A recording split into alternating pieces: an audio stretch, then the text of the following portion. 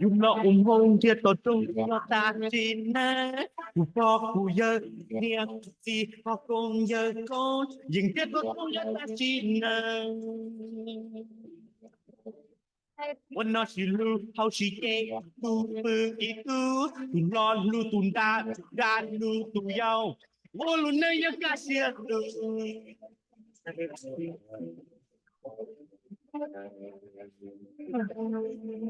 รู้เสียให้เปียกูอย่ามองตายพอเราช่วยเรากูที่จอผู้เจตามอแล้วกูเจยอทุกด้านก็อยากว่ากูบ่รอ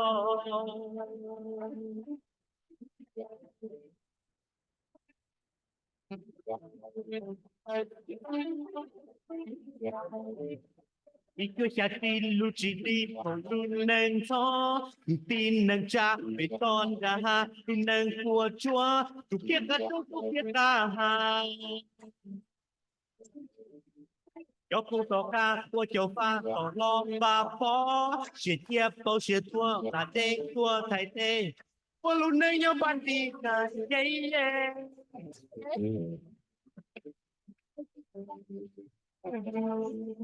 若是还别不要梦，在我肉做了不知道。不知道么了不知道，说呀说呀，我不过了。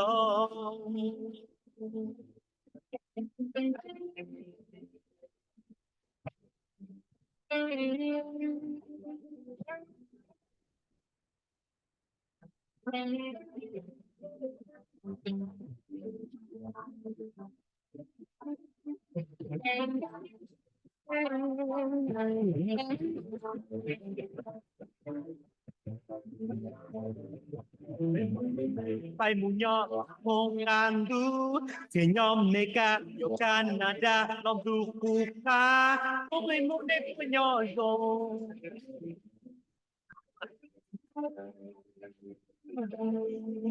rồi sẽ hai tiếng của nhà mơ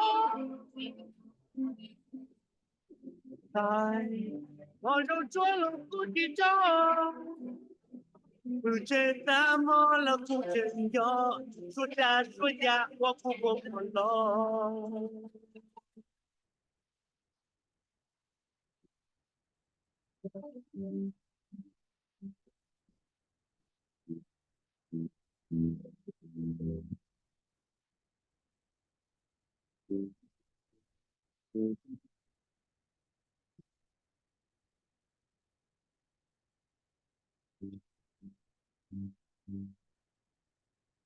nhớ rong say trong này chỉ có tên là cha trong họ thấy chùa nhớ tàu vào tàu chế nu nói ya nu Thursday là ya nu thì plow để cho kế của họ lử nhớ trong lu all in tu tí ý xong open cái plow này của lúc bây giờ Michael sang ya của họ lử nhớ luôn trong Minneapolis họ lúc chơi của họ lử của neighborhood community relations department sau khi chùa nu nói ya WIXK ít chỉ cho son thì luôn trong Minneapolis cho kế của họ lử của kế thì cho kế của luôn lu chat tờ bu đồ số của chùa trong này chỉ có tên là cha bị trộm không sao đâu nhớ đầu luôn trong Minneapolis để rồi này cho cái tên là cha sanh đầu nhớ đầu là luôn trong Minneapolis nên họ nói là hay là trong thiên tại tòa này số lần số tụ để mà ý cho lu bé sĩ thà cháu chồng cho này chỉ có tên là cha bị sanh nhau luôn trong Minneapolis để xin họ cũng ba tàu đó này cho nhau sanh đầu là do tiền này muốn nè chỉ có tên là cha này mua cũng như chuyện này nhớ đầu luôn trong Minneapolis là thọ này ba mua kia trong là thiên我都是懂得罗要找一二八二下，二一被是找一二八二下，二一被是好 program 咯，胡伦中 Minneapolis，胡设计伦中 Minneapolis host 路 program 咯，我要老多路 program 其实他说过就咯，侬那边是他的，我都或去生一度要我 Christine。nếu thế cứ qua họ lựa nhau là họ neighborhood community relations department chỉ ta lên đó mua tụ cứ Akia và nhau là Northside Green Zone thế nếu要 auto或者生活有多人家说会叫人家工他那是他，早点像我旁那个 plan 的呢， luôn trong Minneapolis luôn Community Connections Conference yarachi ela mo chuột chuột đó North Side Green Zone here e pe cho cái shi wo Hollywood cái shi bắt chuột trong 50% có sao chỉ cái nó cái rong here cái mua cái nó cả hồ hồ luôn trong Minneapolis 我做到你有牛子一點，你得到揸車啦一點，要到好路，我個路 radio 啦，有個路實通咗 key，你條邊旁邊是他，到家是他打了，你胡實通咗個路刀一點，但是那邊只是他，你冇路弄咗個，我都快出聲了，你當到咗個路刀呢，我都實通不到嗰啲他咧，就一二八二下二二八順，就一二八二下二二八順一段實通的路刀，嗱你胡實通咗嗰啲，咁我攞路咯，山路度咯，嗰度快出聲咯，嚟引導一樣個。กูตัวเจ้าคือที่มองรอยะลาขมิ้นที่กระแรนยอดเราลุ่นจงมินนีแอโพลิสแต่กูจะรู้เขาหรือยอก็ไปจันหนึ่งเนาะชี้หายหนึ่งเนาะมั่วชวนยอดเรากี่เนาะจุดจะกี่จันเราจะวันยอดลุ่นจงมินนีแอโพลิสที่ชิตาลินเตอร์ก็ว่าไปจะลาไม่เป็นสิ่งเนี่ยจีก็ต้องจะหล่อหอมมั่วกี่ชี้จะว่ากี่ป้าจวดเนี่ยจีก็ต้องจะยอดเราลุ่นจงมินนีแอโพลิสเนี่ยจะกี่พุ่งยืมบุกเป็นนอกาหัวกูนั่นแหละเอกกูตัวสต้องประดาเขาเตะหายเลยถ้าหายดูเจ้าอีออไปออชาออยีไปสุน照要不要下而已被什么了？去了就糊了股，要还得走起，要得整理整起，还在各条路路走起，还走路 community connections conference 留下了，我到底是那错抓出呀，给那个好湖，要弄到 Minneapolis，要个周末给钱了，八个糊了股嘛，摸个头摸照片叫给半年弄到 Minneapolis 了，到个一样个哩。一个是人之间，那好像说路了路二里的个一，像二盘那个包，像去吃二盘那个包，路了长度也能容那些。khi đó này giàu này ở gì này chú sát tông lo dây đó này thế chú trong là giàu họ đây thế để làm cho bên nó bên sĩ thà ta đó cả lời cũng mới cho lũ chát tới nhau luôn trong Minneapolis cho cho nên chỉ có tên trả sẽ là tôi cho này tôi mua ba lì giờ của tôi xài luôn nhau số của cho nó ở đó phun gì ít tuổi Christine ít tuổi Akia tôi là số của cho của cho họ chú sinh nè Christine giờ nhau là họ neighborhood community relations department Akia nhau là North Side Green Zone. Welcome, Christine, to you and Akia for coming on Hmong Radio, being our guest on a very important topic, Community Connections Conference, and a partnership with Northside Green Zones in this conference, working together. Welcome to the both of you. If you please feel free to introduce yourself anytime, but I'm going to continue asking the both of you questions, and then you could also share with us your thoughts. 我做了个 Christine 贴去在当那种生活做那些，我如果今年如果了到哈，其他人的就不要，我比你那生活做那还点，可能贴背的那个对。重要的是 Christine and both Akia, can you start by telling us a little bit about what you do for in the line of work that you're working? Christine for the city of Minneapolis and Akia for Northside Green Zone. Start with Christine. Ban khi đó tụi khi này我后来的几天呢要领导到北京的几个地方那说会做呢比到 Christine 的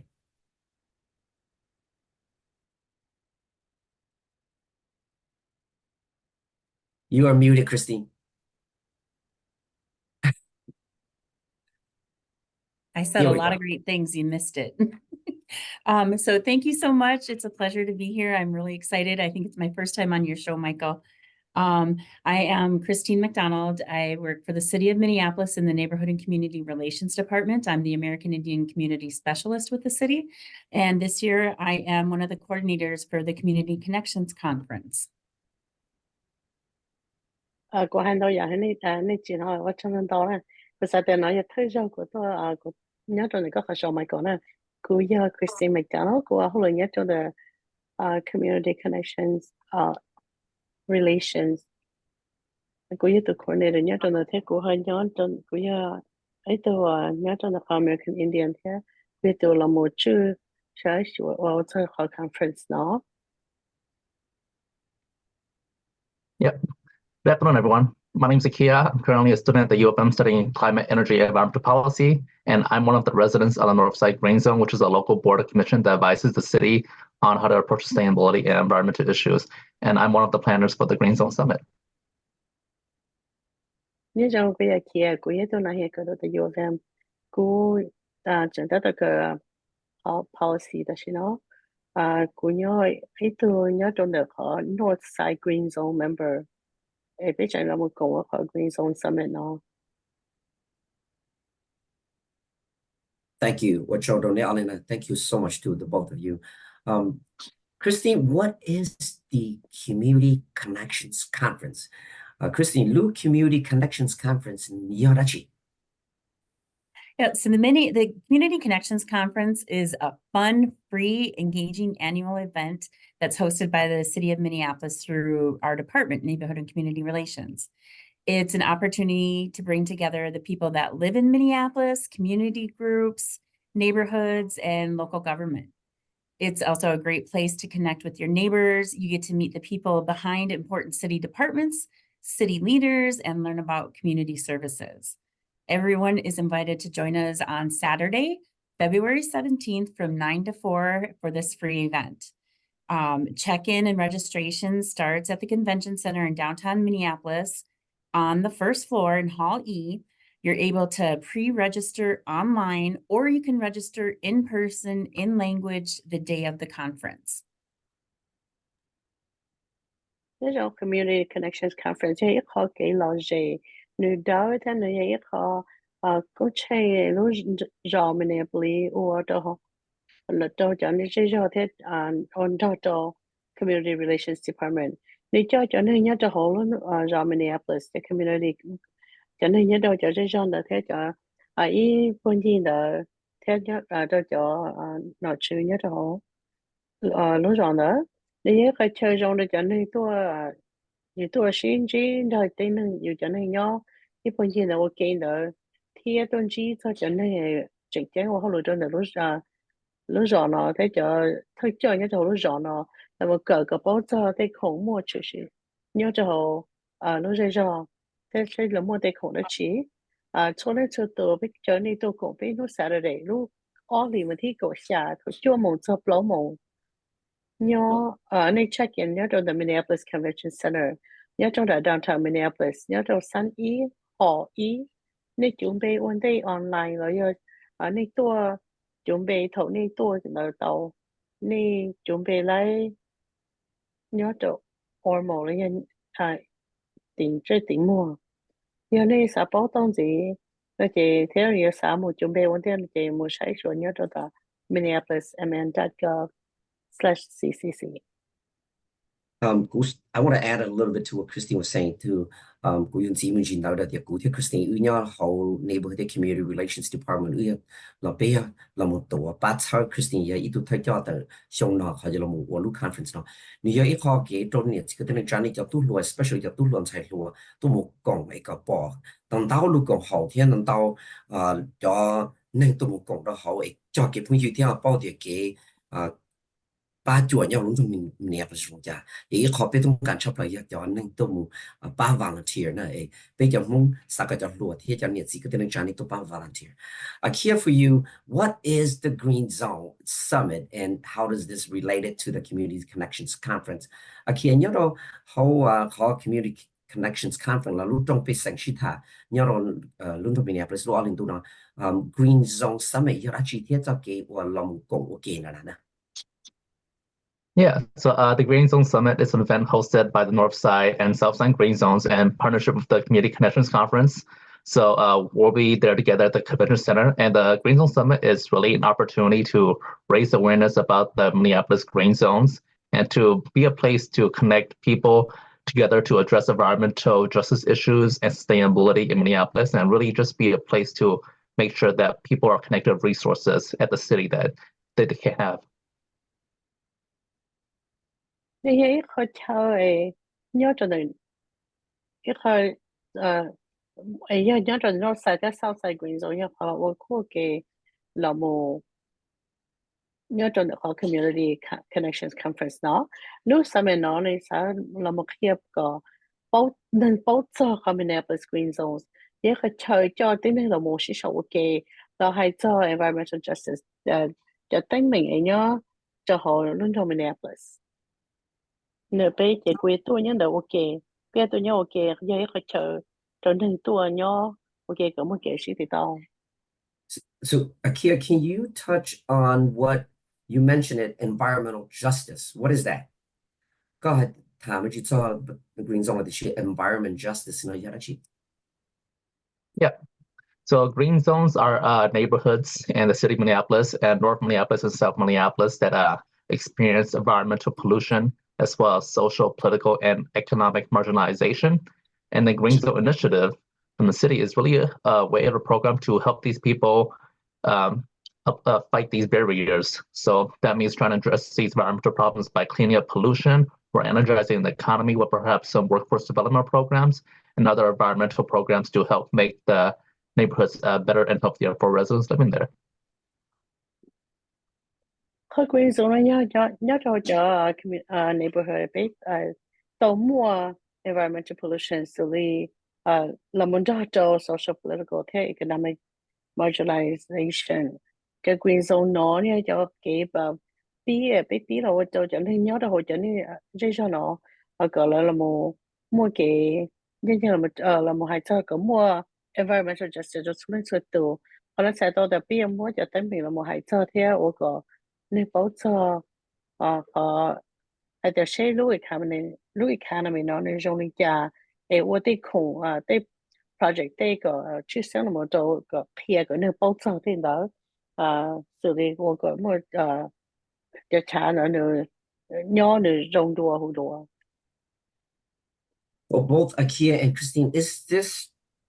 partnership conference summit, is this the first time the city of Minneapolis is doing something like this? Can you share with us? And then start with Christine, if you could share with us, and then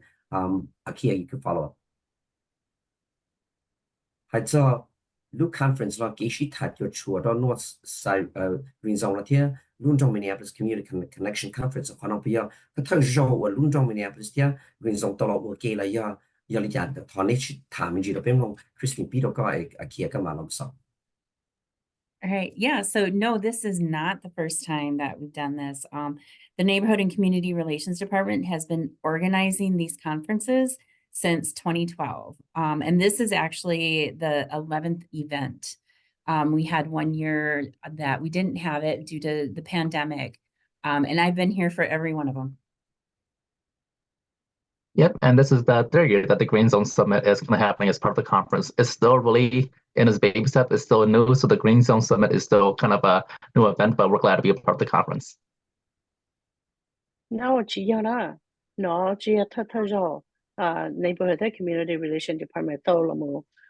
我如果去那来对我自己头上我把个安了了，上了也上过一路绕到了么我好过去那主要么一路上去我为的么都干嘛converse上那也上北 green zone 上面到了么工作路过去那。Christine, help us understand why is the city of Minneapolis organizing these events for the community on an annual basis? Christine, PRP thì vì cái lúc trong Minneapolis thì là của cho cái shit thản cho là mấy biết rằng nó sẽ solution. Yeah, so we're hosting this conference so that community members, city departments, and decision makers can come together and connect. Residents are able to learn about programs and policies that affect them, and communities feel welcome to get involved in local decision making. They feel welcome, they feel comfortable, they can see the people that they're going to be interacting with. Our conference theme this year is Open City Year Minneapolis. And we want to focus on making Minneapolis a transparent and accessible city. Being an open city means being open to everyone, open to new ideas, open for business. And at our event, you're going to be able to learn how to get involved in government decision-making. You're going to be able to find opportunities in your local community. You're going to also be able to celebrate the many parts of the city that are reopening after the COVID-19 pandemic. Thế lúc con chị nó có cho nâng nhớ cho hổ thế cho nó thế cho city department thế cho nên là một một cái của mà cái整天的个了một cái là một sĩ tỷ tàu sĩ connect sĩ bảo cho nên cái nhớ hồ nó cái là thế là bảo cho sĩ một cái program đó chỉ là thế họ một cho cái policy đó chỉ là một phần là một我做了贴单套就能要就这些要到后那个了多工作好给这技能贴个了多了容易那个可以写在到了的，比如 conference show 呢，你和点了就有叫的或 open city your Minneapolis，可能比如每叫了冇係真嘅個輪到咪就不理啦，你冇去嘅，你就從呢度冇好嘅啦冇，到睇下我個了保做錯人一個好一啦冇係啲open city 啦，才到底要去到從呢度。khi share ba share 在到的注意 share 的 khi 就有拉落，一陣就學高清咯，你都舉到咗，寫嘢我哋家啲聽你啦冇個地道咗學幾啊，有啦冇寫字，就樣就好，就轉啦，並且嘅啦冇講咗你都你咗啦冇話個乜到嘢啦冇講咗就攞咗啦冇。tí cho ta các khí đồ tao cá tụi cá mó khẩu vị của chúa. And Christine, what can people, I mean, it sounds, I've been there many times, and every single time it's really exciting. It's a brand new, it's like a brand new for me. Sounds really excited. There's going to be a lot of events going on, including good food. What can people expect to see at the Community Connections Conference? Long必須談嘅，你要聽嗰啲當道路啦，你要我一考幾落熱，聽考幾高，當到站到人當，將領導到你，我哋要講呢，我哋要多麼多 conference 啦，路去談到路 community connection conference 啦，就你要8到嚟啲，你要都8啲，你要10到8到嚟要得住。Yeah, Michael, you're absolutely right. It's really an exciting conference with a lot to do. It feels like every year there's more things, there's more exciting activities going on. There's a couple of things I want to run down for you that start with the fact that the check-in and the exhibit hall are going to open at 9 a.m. this year. Some of the neat things that you're going to be able to find in the exhibit hall are going to be booths where you can learn about jobs and paid internships for adults and for youth at the city, at the Minneapolis Park Board, with the state of Minnesota and other organizations. You can meet the city's HR staff people as well and learn what it's like to work for the city of Minneapolis. I've been here for 25 years, so it can be pretty exciting. There's going to be a booth that you can learn how to start a career in a green, environmentally sustainable industry. The city clerk's booth is going to be there, and you can connect with the Minneapolis City Council, learn how to connect with the council and how to make your voice heard, and how to view the city council presentations and resolutions and meetings online. You're going to be able to get a free COVID vaccination with no insurance. You don't need to bring any proof of insurance with you. You're also going to be able to have the opportunity to learn how to hook your bike up to a Metro Transit bus. Do you want to give you an opportunity to translate? Should I keep going? Yes, okay. Keep going. All right. You're also going to be able to learn about the different departments that the city of Minneapolis has and what they do. There's going to be immigration and other legal help. There are opioid addiction resources, how to save someone's life with CPR. You're going to be able to practice on a mannequin. They do it in a way where you don't have to use mouth-to-mouth anymore. You can learn crime prevention and services for victims. There's information on community air pollution monitoring. This is a huge election year. There's going to be information on voting. Minneapolis tap water is one of the best waters in the state, in the country. You can learn about that. Resources to get rid of lead in your home. We also have fun activities for kids that include a Hennepin County Library play area. There's going to be a fire truck. There's an indoor soccer field. And then we're even going to have live animals from the Minnesota Zoo. Then there's also going to be starting the day off with an opening ceremony at 10 a.m. And that's going to include several exciting performances from our different cultural groups to welcome you into our conference space. We also are going to have different workshops that include information on renters' rights, resources for buying your first home, information on the city's climate equity action plan, And then there's also going to be a presentation on Make Voting a Tradition, which really gets at the importance of creating culturally relevant voter engagement in our communities. There are paid city internships for youth to inquire about with the Urban Scholars Program. And then there's also going to be, oh my gosh, our lunch. We have a delicious lunch provided free for everybody where we bring in, we're going to have lunches from 5 different cultural groups. And we're also providing a 6th option this year that's going to be specific for people who have vegetarian needs. And we're also going to have an afternoon community dialogue that's going to be focused on youth and public safety.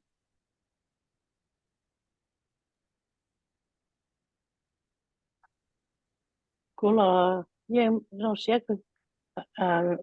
nhóm ba là một cuộc nó yên muốn lần đầu giả bây giờ muốn là một cuộc của tí tàu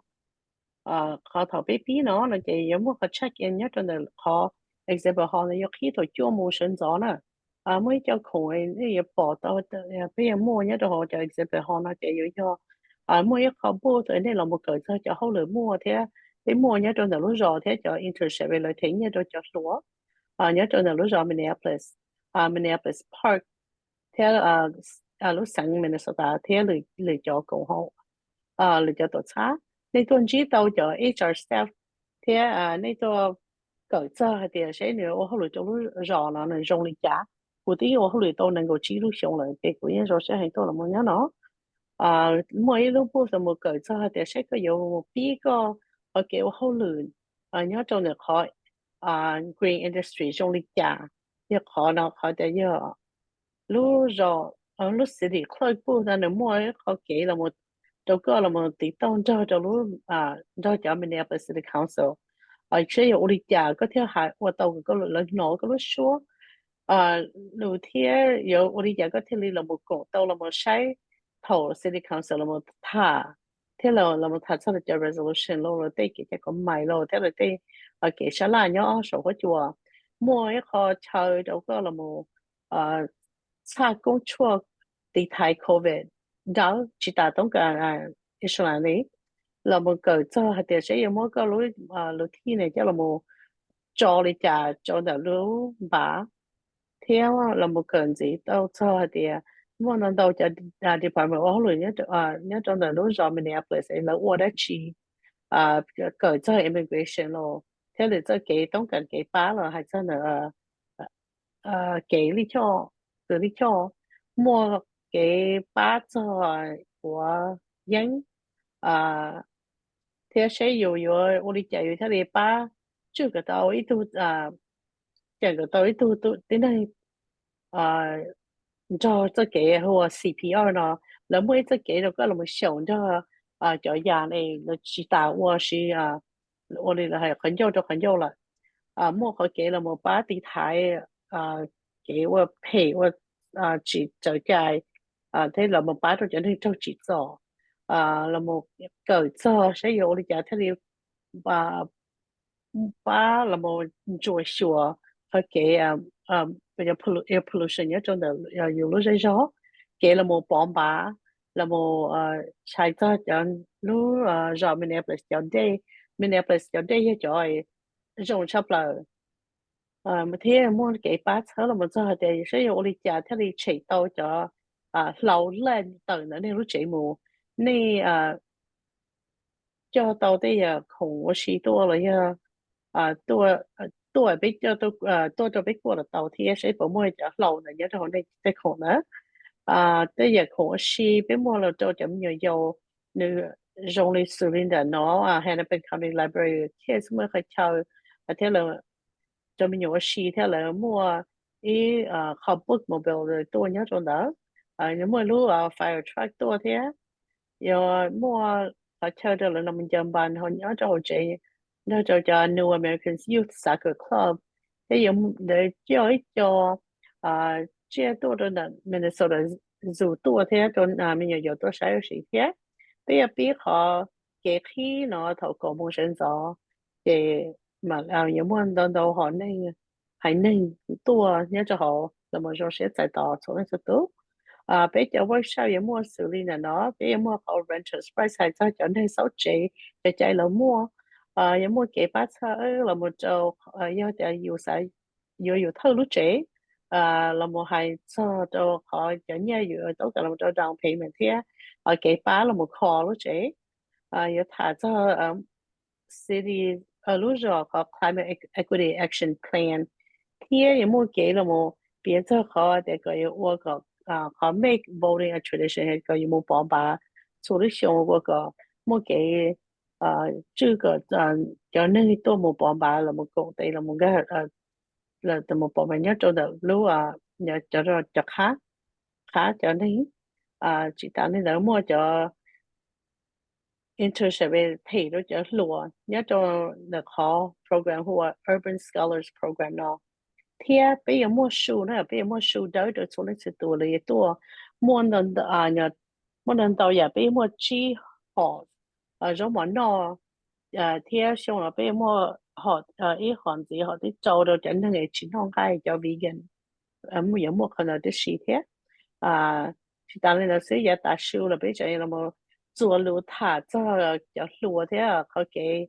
nhà sinh cho làm mấy sinh cho họ cái loại thì tất cả hai đứa này là mua chuẩn bị tàu nhớ cho là Minneapolis mn.gov/ccc là hiểu tí gì tí mua thầu tôi cho là có hỗ trợ này. Thank you, Christine. Or Christine. Akia, and what about Green Zone?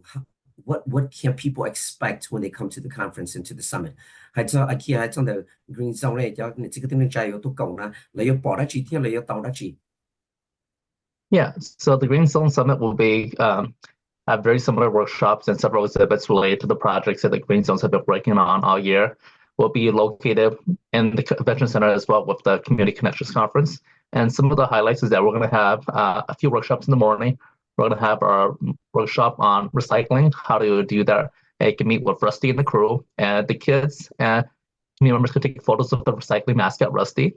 And we also have a workshop on the upcoming hub for environmental resilience in East Phillips neighborhood in South Minneapolis. So talking about perhaps an indoor farm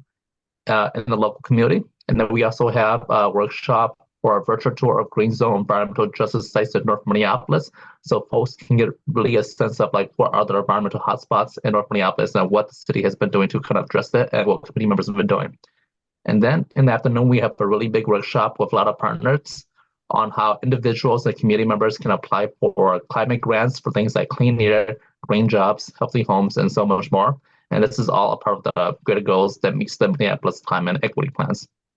And besides that, we have a whole bunch of exhibitors in the exhibit hall with other exhibits that Community Connections has. You can find lots of resources related to the green zone sustainability that we've been doing. So perhaps if you need help paying your energy bills or even thinking about installing solar panels in your house, we and our partners will have those resources there on hand available for residents to learn about as well. And again, when you register for the Community Connections Conference, you're automatically able to go to the Green Zone Summit as well. They're both in the same area. And again, that's on February 17th, Saturday from 9 a.m. to 4 p.m. at the Convention Center. Ở Green Zone Summit nó là bây giờ mua workshop nhớ cho ở bây giờ exhibit nhất hay cho tôi project bây giờ là một Green Zone nhiều một là một cụ thể ôn cho đó bây là nhân nhón cho whole convention center ý nhận của thì thầu giá sinh rõ nó giờ bây giờ mua ý cho workshop là xử lý nó là recycling là một cho Rusty and the crew cho mình nhiều tôi thay đua tổn cho lỡ bây giờ mua có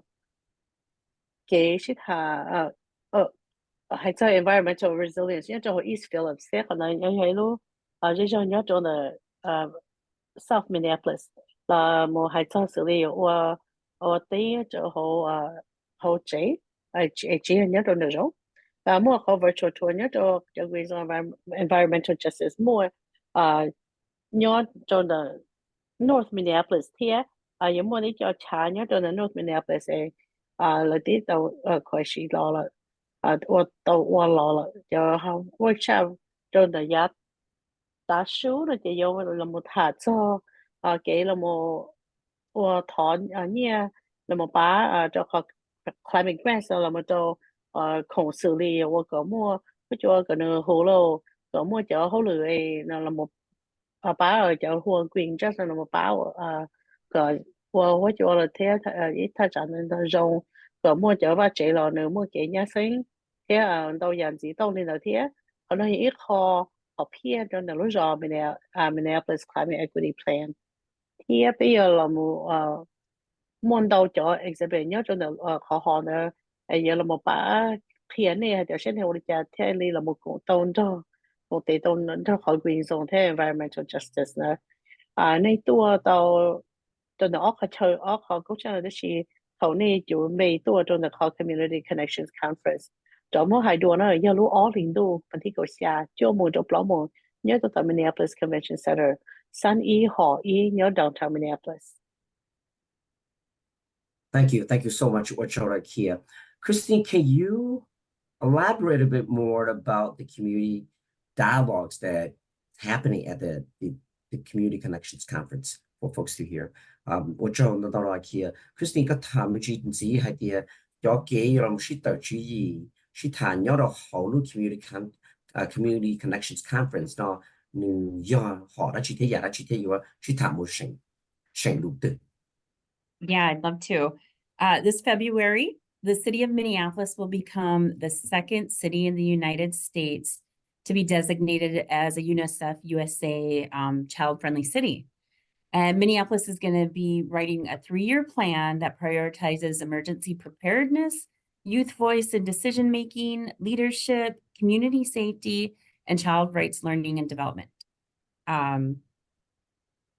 As part of our ongoing engagement with young people and families, we're going to invite you to join Minneapolis City Council members, the Minneapolis Youth Cabinet, the Minneapolis Youth Coordinating Board, city leaders, community leaders, for a community dialogue about how we should be a safe, healthy, and child-friendly city. Our discussion this time is going to focus on community safety.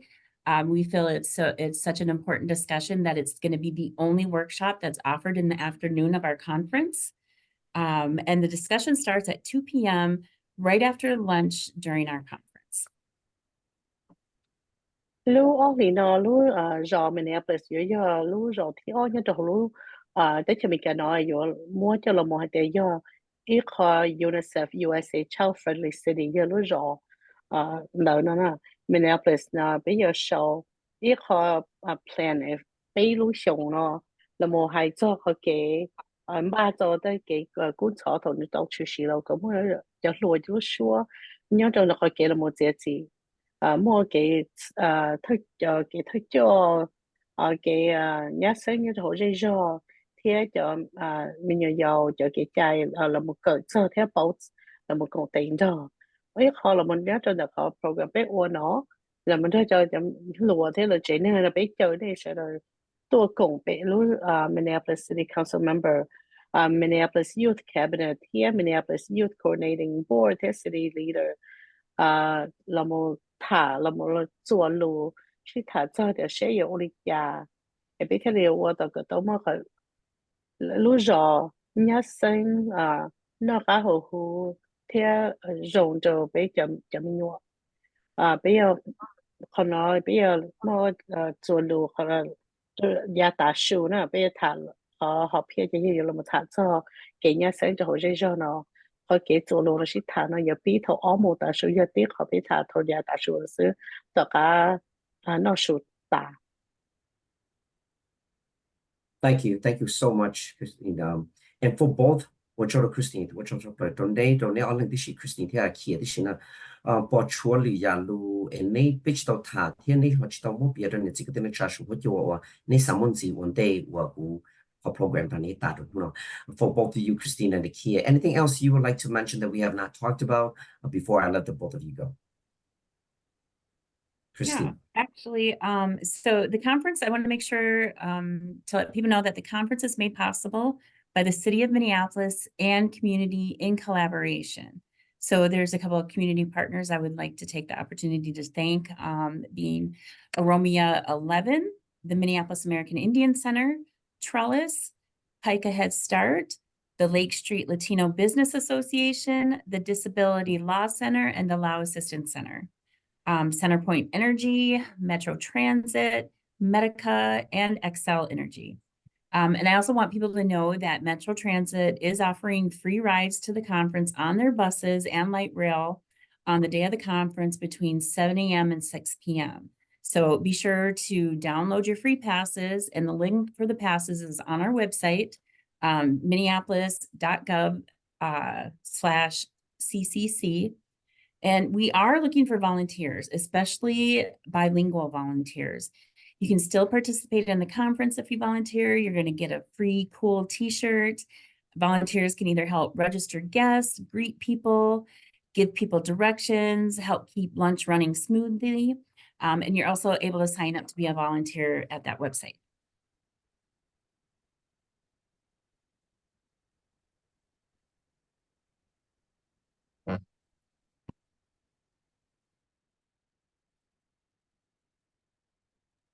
I think you are muted. Thank you. Look, trên là về mua tàu lọt được lúc rồi Minneapolis community ấy cũng tỷ là một ok. Thế sao hay luôn cho rồi cho biết được cuối là một bác sau bên nó Oromia cầu ý Minneapolis American Indian Center Trellis Pika Head Start the Lake Street Latino Business Association Disability Law Center here the Law Assistance Center Center for Energy Metro Transit Medica here Excel Energy noon đó Metro Transit your thâu đi đó bộ tàu tàu lúc conference đó là trên bà là do chạy là cho light rail này điểm phú chạy đó thầu lúc sẽ hồi xa mô sản ra là một rất là trâu mô trâu đó nó conference đó đó mùa đắng lâu này họ pass đó nó cho họ để họ website thia bây giờ ta toàn thia cho volunteer tôi cũng bây giờ chuyên sinh cái bây giờ sai vừa cho nên người báo ở họ lưu tôi báo volunteer anh ấy tôi cũng thì tàu nó bây lúc phải giờ anh ấy chạy tôi tàu volunteer thia ấy này giờ tôi lúc t-shirt thế cho volunteer là tôi báo chuẩn bị cho nên tôi cho nó cũng chuyện rồi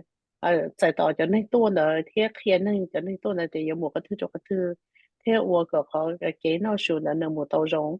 你準備到啦，每套 volunteer 咗進嚟俾佢 website 嘅人個。And Akia. Yeah, cuma tadi lung to hai je tak sini to lu ali ko chano to tu lu to Minneapolis ma resources ke pa nin to je ta sini lung la sana ocho.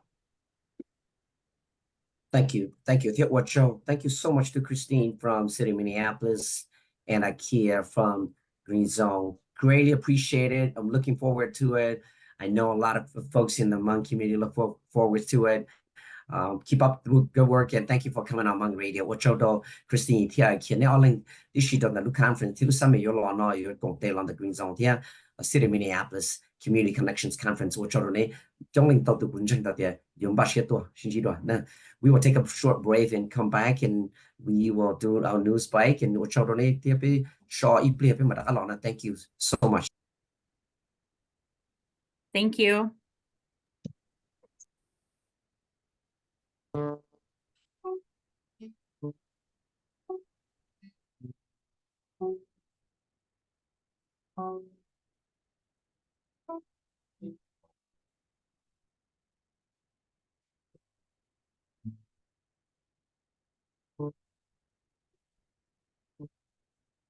Trên gió gió lu chơi mong nhỏ sâu rộng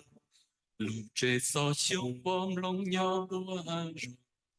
bao giờ lâu lâu râu chân đời lu chu nghĩa sợ我trái头知道干了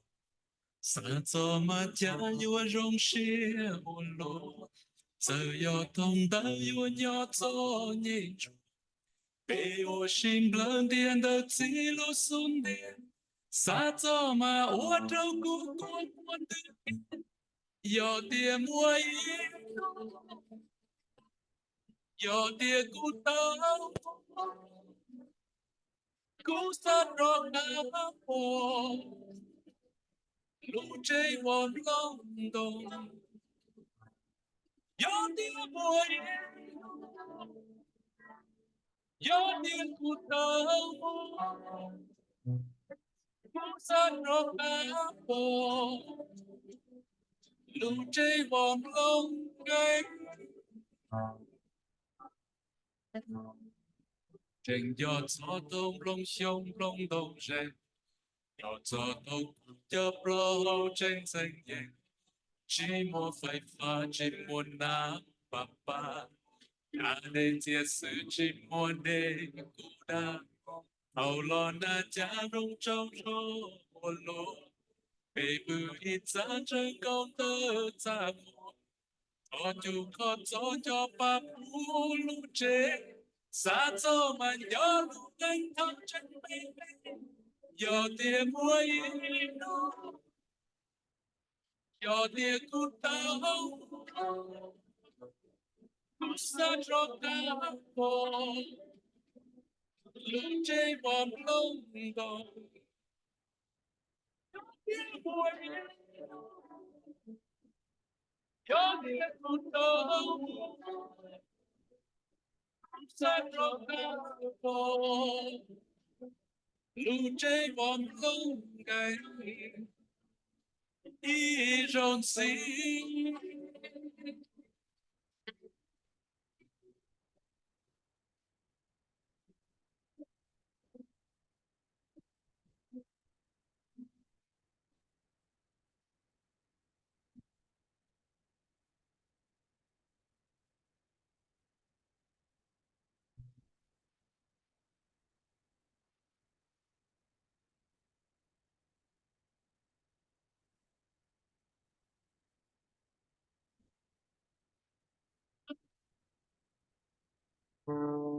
đi nào bên mong ngay lo nhau rùa mong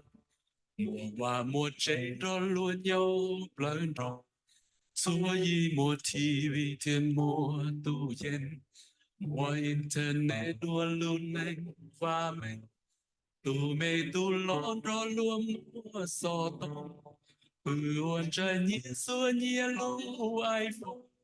lúc thành ni nó chính thông giá ta lo xa cho mà uất giờ tiền muối giờ tiền cút tao xa cho ta bò lù chê bom lông đỏ giờ tiền muối giờ tiền cút tao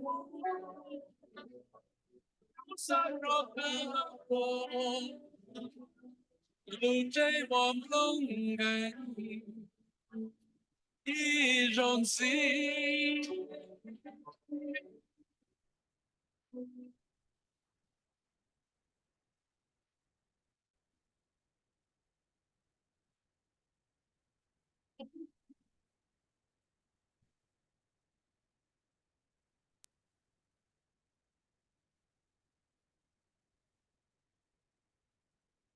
nhớ rằng sao cho nên chỉ có thể trả cho mọi thứ cho chuột nhớ tao vào tập trực luôn về của Michael sinh ra bên nhau sĩ thả tan cho Christine thì Akia cái so lúc City Minneapolis thì Northside Green Zone có Community Connections Conference thì lúc Summit nhớ rằng tao lúc Minneapolis Convention Center cho lúc all in tu tì cầu xa lúcวันเสาร์อยู่รอตั้งแต่นอนเนอะนี่เจ้าเนี่ยที่จะต้องเคยตัวเราจะต้องตัวของเจ้า Community Connections Conference เนาะตอนนี้ตัวของที่เจ้าเนี่ยจะตู้จนใส่ตัวก็เลยที่บอกตัวเด็กเก๋ว่าเขาหรือเก๋เมื่อตอนเตาจะ Department จะเชื่อว่าเขาหรือจะกองเขาอยู่ตัวอย่างนี้เดียว County โล the State โล City Department โลนี่มั่วเราจะ Foundation โลนี่มั่วเราจะ Non-profit Organization จะเจอกันตายโลตัวเต้ารู้นะเรื่องนั้นเนี่ยเจ้าเนี่ยจีเป็นมั่วช่องหมอ我要的比较那不老多闹的是我好的比较弄出来闹，你到时你去各去写一几里的是一好，给都门贴给好了，都门贴给朋友的叫讲好，都门到的叫好了，贴给钱了好，有冇什么家呢？今上都比较东乱在路，路来当的，贴是当然要点你么叫都乱在路了，要点那个，这沙巴人贴，好护士弄到了古了刀， họ chính chính chấp là hụt kia nó cũng sẽ chỉ như vậy cũng mà ban này register hoặc là ít volunteer tụi ba bị của họ liền giờ ít số mong ở số mong số là你小个那个都叫几包括的企业好领导导致在讲好在我那没被成立上的家的那就可能一个荣幸中的有牛子不都是懂得如何做128下228做128下228路差的老路中面也不是做比较你自己的那家中公司的还第路时候做半年路中面也不是每半年了么把操被成贴共好被成了么我去贴给把做到你自己的那啥或partnership engagement fund ลุงจง Minneapolis ที่ขอ application เลยเป็นตัวตรงนั้นได้ช่องรอเลยแต่是ช่องรอจะ有 key application จอในจอต้องแต่ตัวหมุดถอยก็เนี่ยเนาะก็ยังลูกกองหอป้าเป็นสังก็ยังอีจังกรุ๊ปก็ยัง individual ก็ชั่วโมงกองหอนี่ก็ซะว่าก็อีตัว contractor วินvendor ตัวลุงจง Minneapolis เรา到底是ยังไงก็ปอหาเดียจอก็ยังเราหมู่ว่าป้าจัว是จะเนี่ยแต่จะเราหมู่ป้าว่าวันเดียวจะเขียนจะเขาเหลืองตอนนี้ป้าต่อก็รู้เจนในมองส่งเลยจ้ะที่รู้ community ที่รู้ neighborhood ก็เซิร์ฟนั่นน่ะนี่ป้าต่อส่งเลยจ้ะแต่เราไปป้อนเนี่ยนอนหรือมั่วอีล้านเนี่ยอะไรอย่างอีเมลียนนี่อยู่ป้าต่อเลยเปล่าเจ้าหอบ project อย่างอีหอบ project นึงเราจะเกี่ยป้าจวดนึงจะยังในกับชิพาขอ deadline เราจะเตรียมพอว่าอยู่ปีก็รู้ว่าได้ต้องแต่ตัวหมุดทอนะ你要找路20度问题个做，那嘞，别人到那叫牛子，知道那个北京企业叫能老木要到好多种 Minneapolis 路 partnership fund 那老木把晒个 proposal 的，路注意，他送款我就你了就木把，那那叫我牛子，你也对送家我都没给，你也送家了还贴了，胡多别了到不老一了到那户都是懂的，那多给了到找128下228找128下228。nhớ lúc trong Minneapolis có phần của Blau nó open street อยู่ที่ขี้ดัวนั่นแหละรู้trong Minneapolis เลยเชียร์ซะต่อจะ organizer แล้วมุ่งจะช่วงอพันของ Blau น่ะจะเก็บไปจั่วอย่าลืมที่เรียกเดียสาก่อนแล้วไม่เป็นสิ่งเนี่ยที่ก็ต้องจัดที่มั่วจุยเทียตัวไปสาต่อลิจิลู community event organizer แล้วอย่าเดี๋ยวจะเรามุ่งว่า主要给18桌还做 open street 呢，被杀到了木到里制度organizer 呢，贴到边的，我个这给18也是家天，我们要贴的印象的，个把要好对个这晒到就当等子的，和 open street 呢要去，论中 Minneapolis 要每年里制就拍啦，叫我们把到叫 event 了，叫工程了，叫我们叫organizer 都冇企業就好亂咯，呢個話呢有條子呢嚇，我就都就記咗講好，你唔撈啦，嗱呢年就喺 open street city of Minneapolis 啦，seeking event organizer 嗱，就因為你哋我哋都講出嘅俾啥個要到啦冇企業 organize 啲啦冇登或者 event 嘅啦冇拍咗 open street 你諗到 Minneapolis，其他領導有 open street 啊，你冇叫给17块18好个路车，你从 Minneapolis 到是到莫给分就鸟到咩来的少些就有到个到了到就莫给了到就这bike 了到就这 rollerblade 了到就这就扣拉了到要一号车 open street 了要批给让你这个的人家就都冇。还啲就幾因為從 Minneapolis 一號 open street 就 event 啊，你要一開上鋪入邊，我牛子啲就嗰啲人咋，我有啲特站啦，嗱，一開嚟到你就我牛子你有摸得到，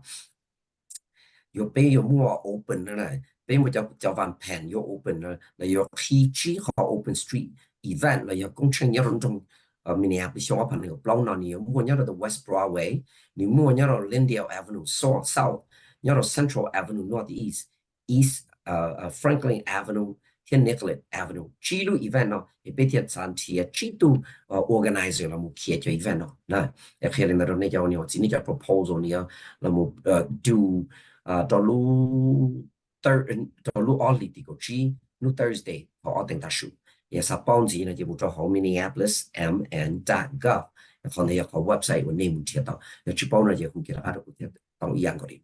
你這個等於在一號路差等級，你要到好少嘅好lontrong Minneapolis都到你就你自己定查被城市啦，而且但是呢容易被路話需要鬧呢，你要路成 Minnesota 啦lontrong Minneapolis 呢，你因為少少了，也是黑人的少了，也被成demได้少被成有more storm 了，也ได้ยา我就只中也了唔不啦，ได้ว่าlontrong Minneapolis ได้他跳一個十到八，出到ว่า出来这里干裂就今天给把车的有把站起，我得呀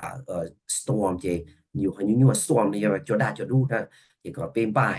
被叫车了个你我路在那了个开容老了个开容说个么叫要你以前要你路车嘛，我一路通你哪弄地咯，叫一切通知咯，一来把咯，一考虑一路等咯，对呀你那站起有路费了多到地。อยู่จุดหมดเกอยู่ที่ริบาต่อแล้วนะอย่าที่ก็จัดเช่ก็ข้อมูลเราเขาที่อยากจีเซฟเราแล้วว่าก็เราอยากที่ก็บอกตัวที่โอ้ที่หมายว่าจีสะดวกตัวกูนี่พอชีนะที่หูจวดอีนะหูจวดอีอย่างที่เก็บป่ะที่จิตาเลยเราอยากรู้เชื่อนอเลยรอไอ้ก็วันที่ก็จัดเช่นะวันนี้เราที่ถ่ายก็เนี่ยอยู่จุดหมดจ่อที่อยากป้าเรากันแต่ก็จัดเช่เต็มบ่าอีลิ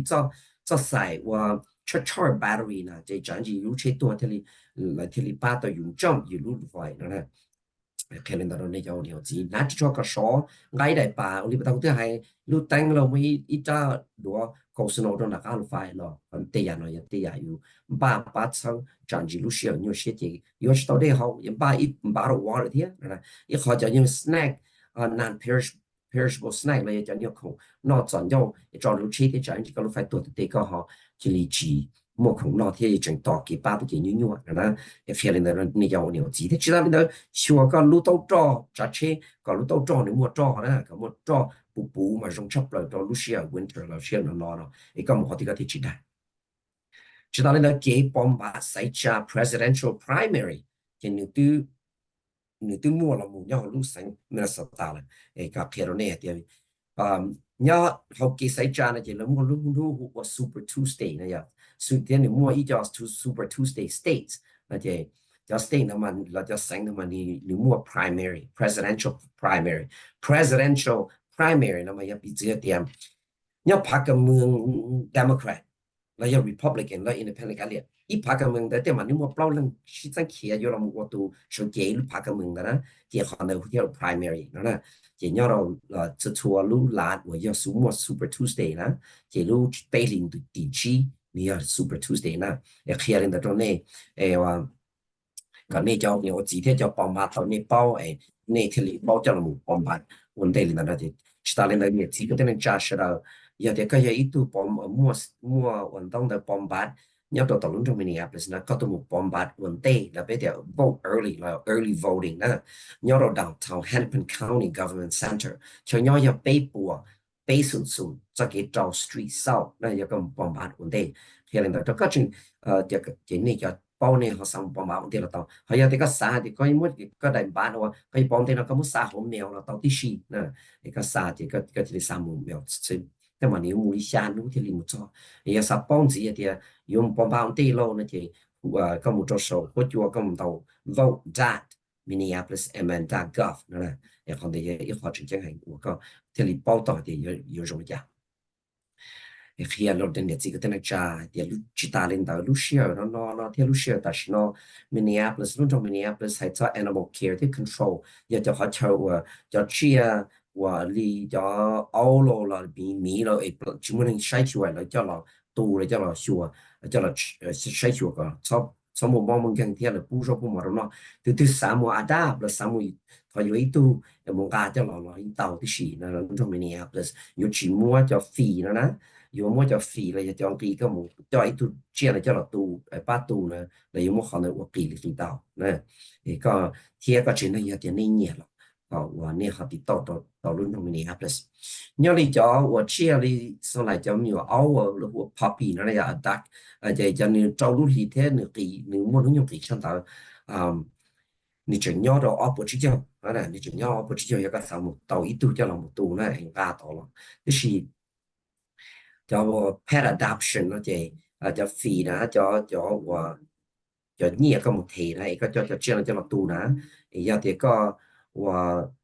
鸟笼中 Minneapolis 呢，就不只叫的是要的个要只要 resident 了，鸟个只要好闹了，一个啥到一度叫这样了，叫么东用了呢，叫 adult dogs 了呢，就能够帮助到一步都能够吃，那能够吃到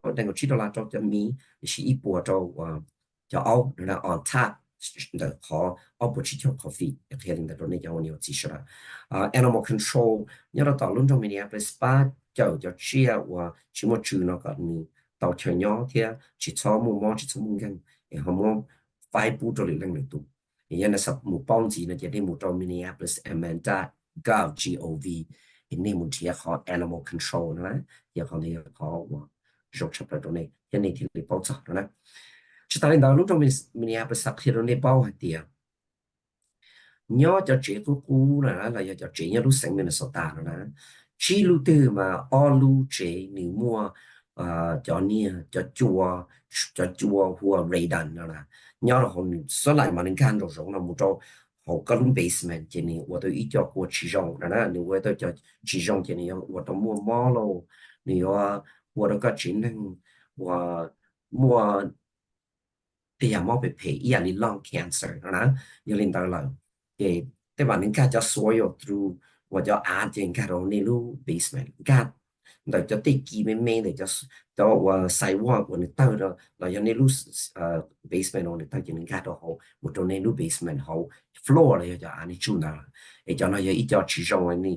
สัตว์ก่อนนี้ตั้งจะ kids เจ้าเราหมด test เดี๋ยวนี้รู้จริงนะจะบอกว่าฉันรู้จริงนะผมบอกเลยได้นะในหมู่เจ้าเขา Minneapolis MN.gov backslash radar 也得你去报的件事，不是通多的股，股嘛把摩贴着呢，叫你这个等于展示了，但是呢，别对头木到一那题了，除了考试正过谈，你好像的 Minneapolis Health Department，要轮着 Minneapolis Health Department，了有么 free program，了么把都叫民用啊，我你么 asthma 呢，我把你用啊呢，要好 program 呢，你么一好，叫了么到这都过去啊点。我哩把摸的呀，然后个路车呢，我找个对面叫么牛啊，那个对面牛摸 asthma 那，那天有看的给的台 asthma 有么家，还给有没对牛摸 asthma 的有八种家，那你叫那要给八不到是，这用的是里的路 air purifiers 那你 help increase 了，你 help 八个就会做好个路车那你用到个车你就去摸摸的，那也得个摸叫么牛啊。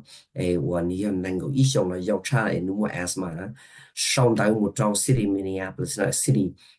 Minneapolis Health Department，你要到 health at minneapolismm.gov 了，要互的被一，要互接着过了到，要找一二被二下，二一被损，找一二被二下，二一被损的这个等于渣，让些点弄到到这内都是不就被对头二了题了，我找的那程度弄被是他在 Community Connections Conference 老到路二里地高下呢，你要到后 Minneapolis Convention Center。你要不到时你都搞，别再给其他，莫那只还在给了好好互相讨论中 Minneapolis，更有先查些，只还给去年，多套去年都讲是给叫车，罗晒知道一不这样，也跟你知道我对面八个人就故事通通股，找一二八二下，二一倍数，找一二八二下，二一倍数，我们背后买过呀，他个是人之间的好像是被重视的，星期六，拜拜。